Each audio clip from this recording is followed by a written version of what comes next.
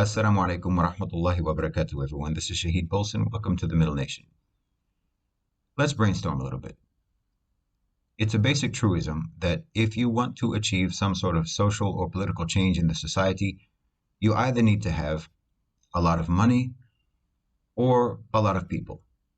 Now, I'm not sure which one is more difficult to attain, either massive wealth or mass mobilization of the grassroots. But either way, if you're not able to achieve either one of those two things, that's when you start to see groups that want social change or political change turning to radicalism and violence. And almost every historical instance of this is a disaster. But let's try to think about a third way. And considering the power dynamics at play in the world today, this may be our best strategy. Can we start to focus on developing Muslim professionals and entrepreneurs at the grassroots level to build companies, to build businesses, and to grow capital with the express intention of creating Muslim private sector coalitions of power to advance the well-being of the Ummah? Because of my stance on not monetizing my channel, you may have gotten the impression that I'm somehow anti-profit making. I'm not. I just don't really like the revenue earning options on YouTube. I don't want the money for views aspect to influence the type of content that I produce, or for it to even be suspected to influence the content I produce. I don't generally like affiliate marketing. I don't think that the type of content I produce should have to be purchased. Rather, I would like to see the ideas on this channel spread freely as widely as possible. And I absolutely detest and do not respect begging for donations. Now, if I had a channel that I felt had some sort of market function, or that utilized my professional skill set, or was otherwise purely commercial in nature, I wouldn't hesitate to treat it as a business. I fully believe that Muslims should pursue as high an income as possible, but they should do that for the same reasons that the Salaf did it. Not for the purpose of competing with one another in amassing surplus wealth and living a luxurious lifestyle, but for the purpose of competing with one another in utilizing that wealth and distributing it for the benefit of the Muslims.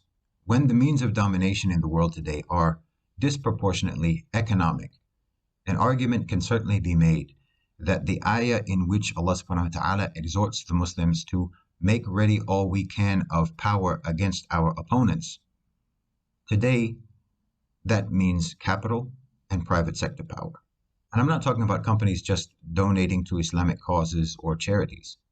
I'm talking about Muslim companies that grow market share, that create jobs and dominate industrial sectors, that invest in research and development, improve infrastructure, and contribute to the health, independence, and sovereignty of Muslim economies.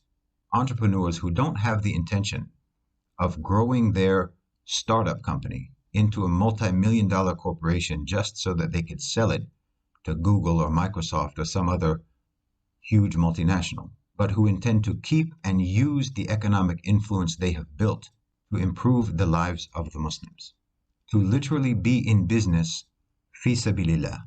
Because the more economically powerful Muslims we have, the more economically powerful Muslim entities we have, the more we can advance and uplift our ummah, and the more we can resist the neo-imperialism of the global crusaders of capital. Now, we're always talking about our leaders in the Muslim world, usually negatively, usually pessimistically. And when we say leaders, we mean heads of state. And most of us feel that they are corrupt. Most of us feel that they are subservient to the West. And most of us feel that they are traitors to the Ummah. Now, I think that's a bit harsh, but that's the way a lot of us feel. But this attitude and perspective is disempowering, and it's disempowering in a very self-indulgent way. Because when you have convinced yourself that you're powerless, you absolve yourself of any responsibility to try to make things better. But as I have talked about many times on this channel, the real leaders today are not heads of state. They're heads of corporations. They're chairmen of the board. They're shareholders. They're business owners. These are the ones who wield much of the control over the conditions of our daily lives. Wages, prices, property values, overall cost of living. They are the ones who carry out trade between countries, thereby creating or dissolving alliances. They deliver technology to our societies. They build infrastructure. They provide energy. and they are the vehicles through which most of us earn our incomes.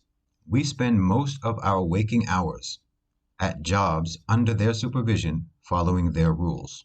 So it seems to me that we need to start not only treating them as political entities and political players, but we need to also start developing seriously our own private sector institutions of power, from startup to success, who have a solidarity mindset, a non-aligned mindset, and a mindset loyal to this ummah, and executives and business owners who have a view of money that is more in line with the way the Salaf viewed wealth.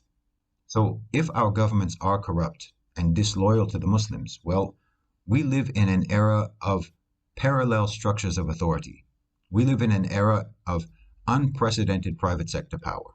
So I believe that a key focus of any activism for social or political change should be to enter business, build companies, grow capital, form partnerships, cultivate business leaders who care about the ummah, who care about the well-being of the Muslims and the independence of our countries. To that end, we could form international networking groups for Muslim entrepreneurs. We can organize, for example, an Africa-Asia business conference, or Middle East Africa or Middle East Asia. We could establish associations for Muslim professionals, Muslim IT professionals, Muslim engineers, Muslim importers and exporters, Muslim PR professionals, and so on, as well as establishing business alliances across the Global South more generally, all with the intention of raising the standard of living for Muslims in every Muslim country, enriching our economies, and gaining leverage against the global crusaders of capital, as well as against any detrimental elements that may exist within our own countries. Imagine if we could nourish and support a few hundred or even a few dozen Muslim entrepreneurs from any given country, and from that we could produce 4 or 5 or even 1 Muslim Tesla or Muslim Amazon or Apple or Facebook, a company that is cultivated by and for Muslims, with a solidarity mindset and a perspective on wealth guided by the way of the Salaf as-Salih. Wallahi, this would achieve more positive change for our ummah than any revolution or uprising. It would help more people than any relief organization or charity drive, and it would bring more power to this ummah than an army. Jazakum Allahu khairan wa assalamu alaikum.